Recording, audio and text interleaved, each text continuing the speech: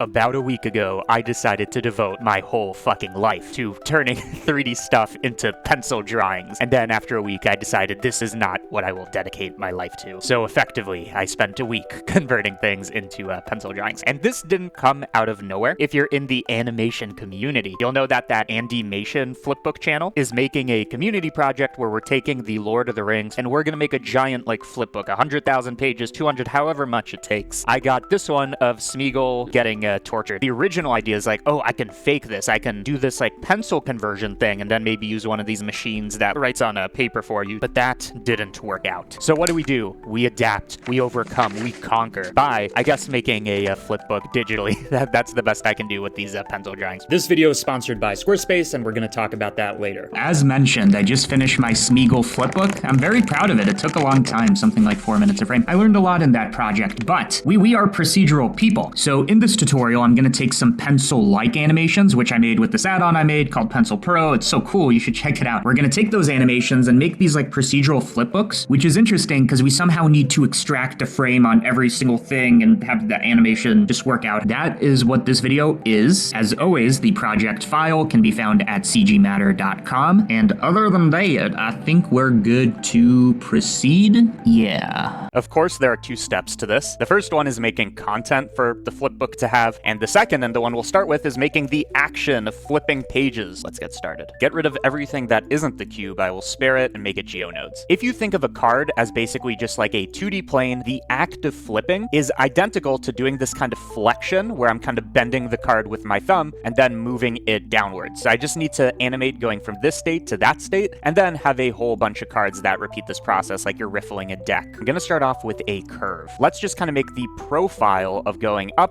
and then going down. Let's have this go across the x-axis. I'm going to add a lot of geometry, so let's say 100 points or divisions, so this has a lot of geo on it. And from this side view, I just need to move this up, which means I need to change the position of the z-axis. As we go along the curve, starting at spline parameter 0 and then ending at 1, it will progressively kind of flex upwards. Using a curved line, the advantage is we have the spline parameter that indeed goes from 0 to 1. If I connect this here, we get a straight slope of 1. I want to be able to shape this, and you can either do this with a math function, which is fine, but I'm going to do this with an RGB curve so I can have more control. And as you can see, as I kind of do this, I get to modify the shape a lot. Now, the act of like snapping it downwards is the same as taking this and then multiplying it by numbers. So when it's 1, it's here. When it's 0, it's there. The card is getting longer. The length of this is a length of 1, whereas as I increase this, this has like a length of 2 or 3 or whatever. That's fine. I don't actually need to account for this because there is a node for that. I'm just going to trim the curve so that if it is too long, I can trim the length kind of like this. So now as I do this flexion, you're going to see that it kind of maintains the same length. And even if it looks a bit weird still, it doesn't matter because it's going to be like 2 frames to go up and down. I'm going to call this cards. So this is a parameter I want access to. This is basically our animation progress that I'm going to clamp from the input to 0 to 1. Maybe 2, something like that. Okay, so we'll maintain within this range. Of course, I need to give it thickness or width so that it is a card, and that is done through a extrusion along the y-axis. Curve to what? Curve to splash, curve to mesh. The extrusion will work based on the edges. Note that if we didn't turn this into a mesh, it wouldn't have liked that. This is looking weird. I'm going to alter its destiny. I'm going to make sure that it is offset along the y or like negative y axis. This is done by defining a specific direction, the offset direction, and it is going to be along the y-axis. And just like that, we now have a card that we can animate in the exact same way. I'm going to make it thinner for now, but this is going to be dependent on the resolution of our image. Take all of this, Control G to make it a node group. This node group is going to be called our card. Like, I don't want to animate all the way up to 2, right? Map range from 0 to 1. I don't want to input anything bigger or less than, and maybe it could go up to 3, something like that. So now if I take this value, this is kind of the progress in a sense. We limit it from 0 to 1. Now I have this nice slider that we don't need to think about. And now we have a single card, which means I can just reuse this. We don't need to be too precious about this. I'm going to make a line. That line is going to have a bunch of divisions where every single point is going to spawn one of these cards. And because each one is vertically higher than the other, it will guarantee that there are no intersections at all. Take a mesh line, or maybe, no, curved lines need their day in the sun. So curved line, resampling will tell us how many cards we have. So if I was, for example, to instance on points over here, and now we need to animate animate them one at a time, which of course is an issue because if they're instanced, they're all gonna act together. So I somehow need to instance or create a lot of cards, but they're independent from each other. This is where the for each and every citizen zone comes in. So for each element, this is a way to control each element, each card independently. And we're gonna say for every point, so we're putting in 40 points, for each point, generate a card. So I can literally just connect that here. Even though I didn't use this input geometry, which is 1 point at a time, it's like we're separating them. Even though I didn't use that, I am outputting a card that can be visualized with this kind of output over here, that what it does is it joins everything together. So we make 40 cards independent from each other and then merge them. Now, why does it look like there's only a single card regardless of how many samples I take? That is because they are all on top of each other, which makes sense. They're all the same card. So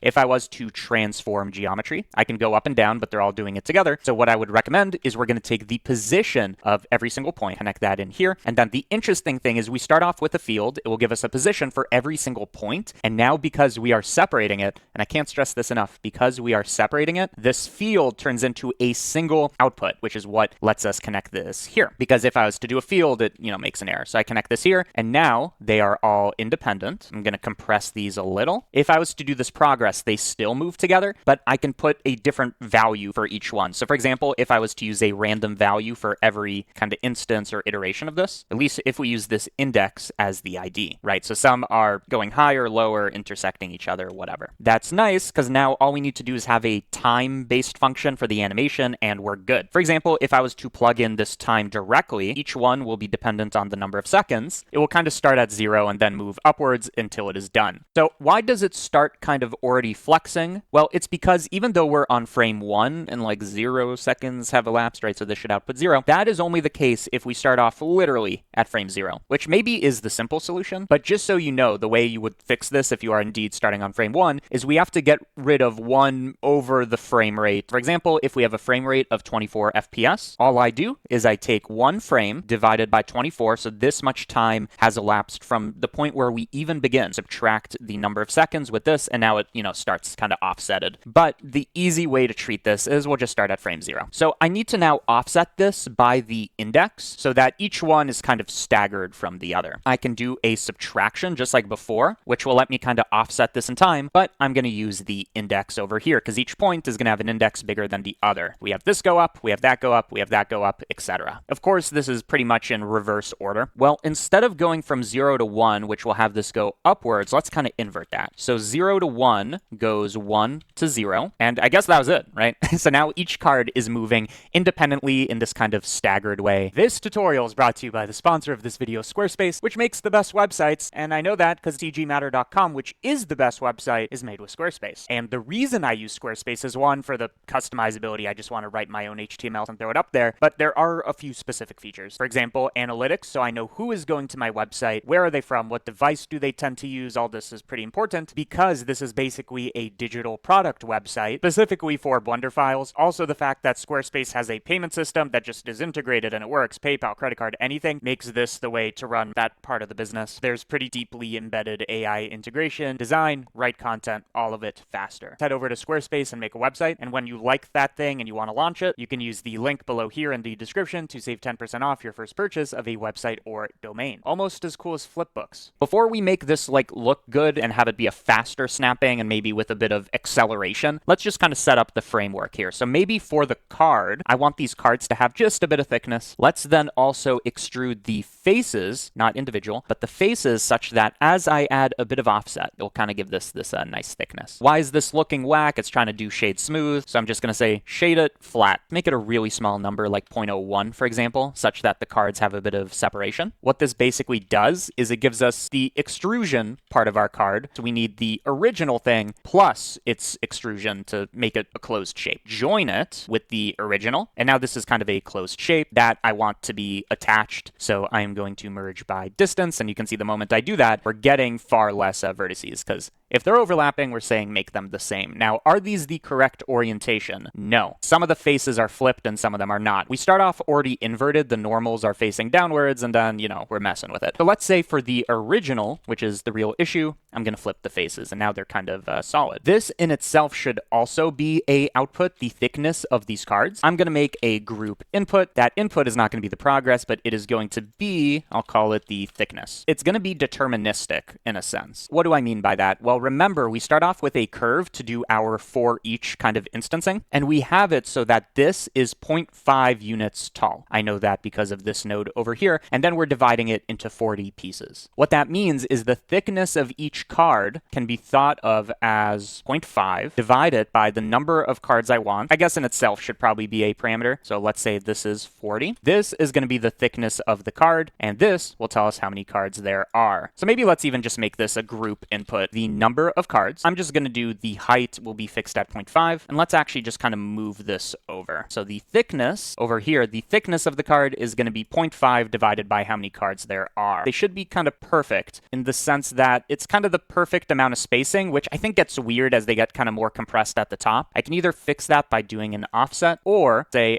make it half as thin, divide by 2. Okay, next thing to think about is I want this to not look so weird. It's slow, it's like a linear constant velocity. That can be fixed by changing this time function. How do I want to do this? What if I was to kind of speed this up, which I think would be as easy as either taking this map range and going from 0 to, let's say, 0.5, it only takes half as long, which looks good in itself, but now there's a bit of a gap between each card, or we can literally take time and speed it up. So let's see, I'm going to take time, I'm going to multiply it by 3, and now these go much faster, and I'm going to set it 0 to 1 so that there's kind of this continuous thing going on here. But still, it's kind of looking, I don't know, it's kind of at a linear velocity. So let's kind of shape it so it starts off slow and then boom, it just kind of snaps to the end. Maybe interpolate it as a smooth step. I mean, honestly, that looks pretty good. So here's what we had before with linear. Just kind of a bit weird, and done with smooth step. I don't know, just kind of looks smoother. What about smoother step? That's kind of nice, actually. I mean, I guess this will be dependent on the frame rate and how fast you're kind of flicking through this. And let's also make the speed in itself a parameter. Speed, I can control it right here, so let's make it a speed of 10, and it will just kind of blast through these. For now, let's kind of compress this to 0.3, so 0.3, and now this looks pretty good to me. I mean, depending on the angle you look at it from, that is a flipbook, which we can't forget is going to have so much motion blur, which is going to make it realistic. So I add motion blur, 8 steps, it will now look a bit cleaner. Turn on a bit of ray tracing, bump up the steps to like 16, and it's going to be in motion, so I think you couldn't even tell. Yeah, because it's only going to be 2 or 3 frames per card, which we could even vary a little by saying the index isn't 0, 1, 2, 3, but it could be 0.2, 1.1, 2.3, so just like offsetting them a little, and that might make it look a bit more organic. By the way, even if you're not saving your animation, good tip is when you render an animation like this one, you can go to render, you can go to view animation, and it will just kind of show you what the fuck is going on here. I thought I knew what I was about to say. Okay, there you go. That was the point. We got it.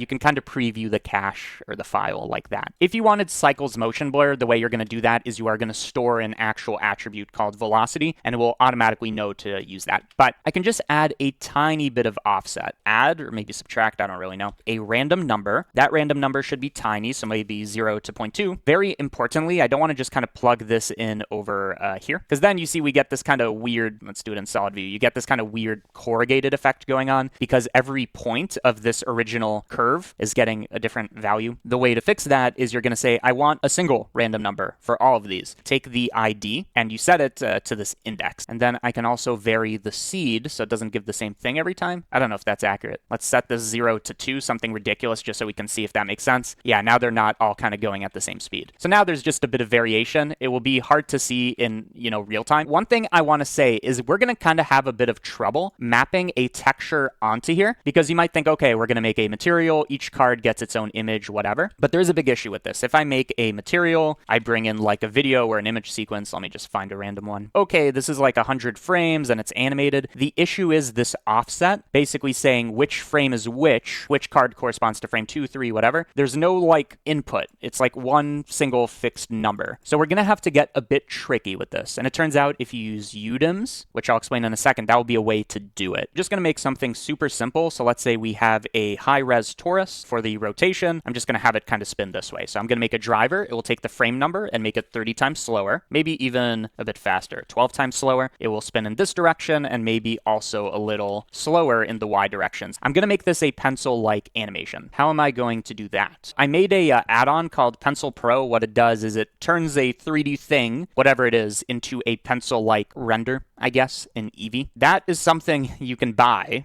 but you could do whatever you want here, so I'm just going to use my add-on. That's fine. I'm going to use Pencil Pro. I'm going to say what objects do I want to pencilify, that's going to be the main collection with the torus. And then if I have a light object, which I do, I can select that here, hit Pencil Pro, and then all of the sudden, we have something that looks more like a pencil animation. And especially if I was to do this in a way where somebody would draw, so what I mean by that is I'm going to make it like orthographic. This should look really, really realistic as a drawing. Now it's just, we're in an ad. Now I can just kind of change the lighting to make it wherever I want, maybe change the quality of the lines. Something like this is fine, I guess. Let me just add a bit of variation, a bit more randomness so it looks more chaotic, but maybe not that much. And we'll call this good to go. I want to render this not as a video, but a image sequence that has a special property that it is kind of indexed like UDIMs are. And I'll tell you how to do that right now. I'm going to use PNGs or any kind of image sequence. You want to name this in a way where the indexing starts at 1001 and then goes 1002, 1003. So instead of going 0, 1, 2, 3, it starts at 1001. So I'm just going to call this render underscore. And how do I start it at 1000? Do I just do these like hashes? Let's see if that is the way to do it. Oh, that is kind of the way to do it. It starts at 001, 002. But I guess the thing about wildcards is we need it to start at 1000. Maybe let's name this so it starts at 1000, so 1, and then it will generate the rest of it. So it'd say 001, 002. So it's rendering again, and then this time, yeah, 1001, 1002, etc. And I think now when we load this, because it starts at 1001, it will automatically recognize this as a UDIM. What that means is now we don't need to pick the frame number, which is something we can't do to begin with, but we can use UV coordinates of the UDIM. I'll show you in a second. Let's go back into the main file. I'm just going to make a plain object temporarily for now, because I'm going to give it a custom material such that we have a image sequence. Select this and then A to select everything. Import image sequence. And can I just call it UDIM tiles? Will that just work? Let's see. So I'm going to go to the image editor and it made this thing. It's like a bunch of images, each one using a 0 to 1 tile. So what do I mean? This right here, this first frame starts at 0 and it goes to 1 on the X and Y. A 0 to 1 UV coordinate system. And then if we move 1 over, it's the same thing, but now the X starts at 1 and goes to 2, 2 to 3, 3 to 4. So it's almost like we have a bunch of UVs,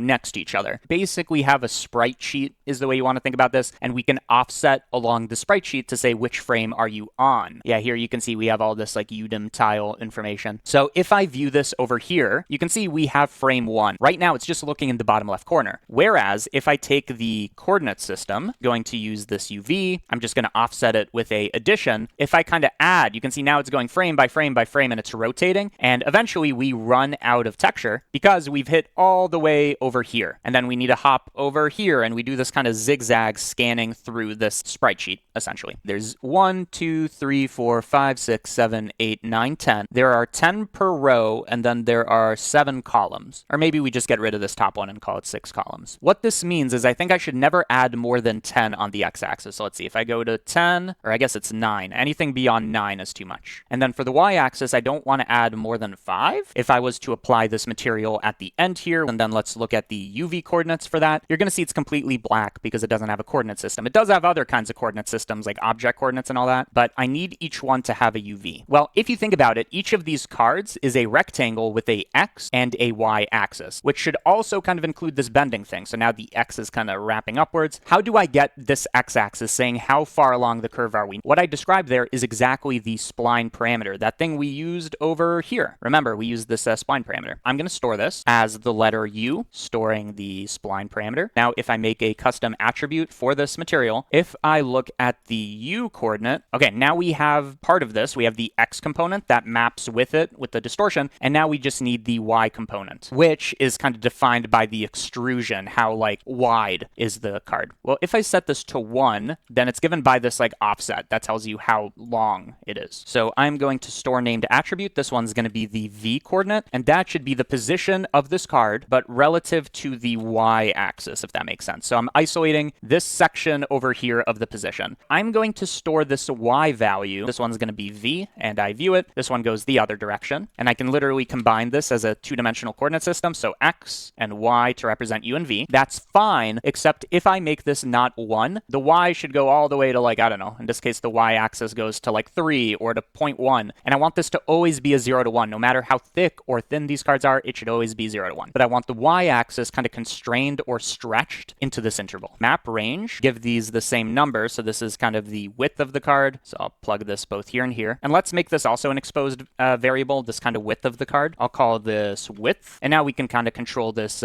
externally, and notice that the width is going to be the same for every card. We can now map a image onto this. Of course, we're going to do this offset thing, but let's just kind of look at what this might look like. You can see the same image is mapped over and over and over again. It kind of looks a little stretched on the x-axis, honestly. I think that's because we trimmed the curve, right? So actually, this curve is much longer. Okay, good thing to know. All I need to do is say, tell me how far along the curve we are, but after we trimmed it. So I'm just going to move this over here. We're going to store the U coordinate after the trimming, and now, yeah, it will be perfect. Amazing. The last thing to do is now we need to know what card we're on, and then offset the coordinates accordingly. Each card is inside this for each zone that has a index. So we're on card 0, 1, 2, 3, whatever. If I store this information, then I can use it a bit later. So I can literally store a attribute. That attribute is going to be called the index. That's going to be a integer, and I'm literally saving this number that gets bigger and bigger and bigger depending on what card we're on. An easy way to see this is I'm just going to randomize for every single index, and now you can see each card has a unique color. I think it's looking a bit whack, so I guess let's just test this. So I'm going to check where the index is bigger than a certain number, or maybe less than. So where is the index less than 0.01? Only with the very first card. As I increase this, we're going to go up and up and up to every single card. Okay, so it is storing the data. It's just kind of looking a bit whack. So now this is literally just a game of creating the correct material. We have our UV coordinate system that's going into the image, and now I need to add a bit of offset. So remember, as I go here, we're going to each image, but I don't want to do this together. Each one should be using its card. So let's say I had the index over here. I'm combining it to be only on the x-axis. It's not as simple as plugging this in here, because the first few cards are going to be fine, and they are going to be animated. And you can almost see that that's kind of spinning a little, but then we run out of cards over here. Remember, we have this like grid over here where it goes 0 to 10, and then it has to go back up. So it goes,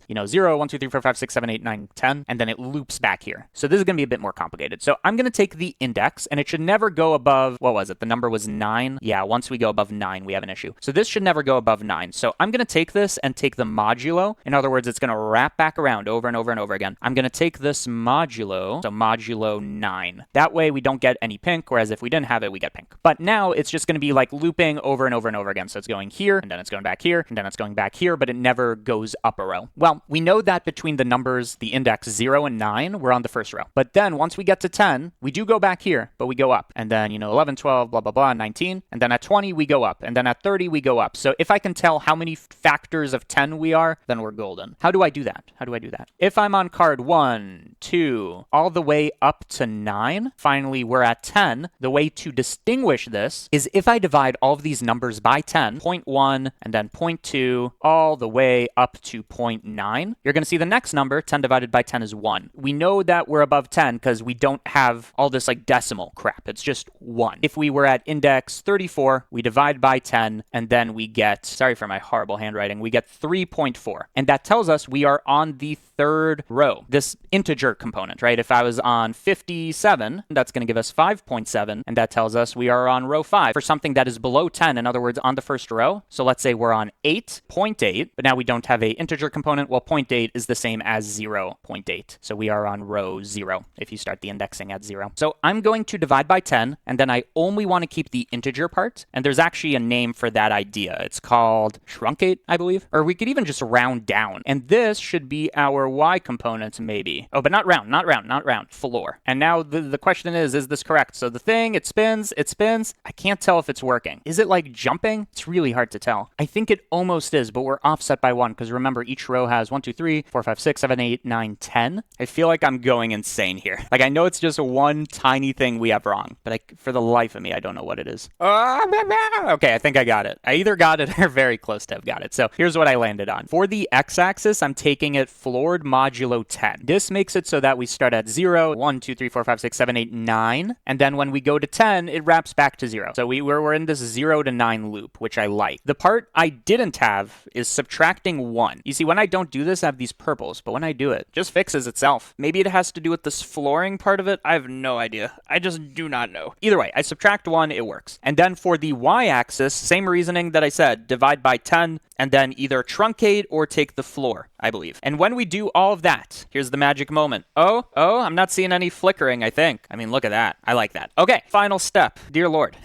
is let's throw this through a principled BSDF so that it has shading to work with. And oh, it's so nice. It's so nice. And now that we have that, we can just add realism super simply. Here's how I intend to do that. First of all, the drawings right now are on both sides of the card. So we have the bottom and then we have the top. We only want this to be one-sided, so I need to distinguish top from bottom. We have the original thin component and then we have the kind of extrusion part of it. These are exactly the top and bottom things we're looking for. So store an attribute that can be a boolean that's like on or off, and it will say top. And for these, it's going to be enabled, and for the extruded part, it is not going to be enabled. Let's view that. You can see the bottom of this card is black, and then boom, white, white, white. And it's also going to be the side of the card, but that's fine. The image should be at the top, but not the bottom. And because the background of these images are rendered white, I can mix color between this and just, the color white, and that will be dictated by this attribute, which one receives what. And I think these are inverted. There we go. So now only the top of the cards have images. Amazing. Another thing we can do super easily is right now these cards are perfectly flush. The toilet, boom, you flushed it. I don't want that. What I want is some cards to be jutting out maybe in this direction, some cards in this direction, like the riffle wasn't perfect. I can take the transform geometry. Remember, this is the one that controls the offset of this flipbook. All I need to do is add a bit of randomness. So I'm going to add, so this will let me move it in either direction by a random vector. So random value, that's going to be a vector. Very importantly, we're going to use this index for randomization. I'm going to use this for randomization. Let's start off by going -1 to 1, which I think will cause issues, but let's just see what that looks like. Okay,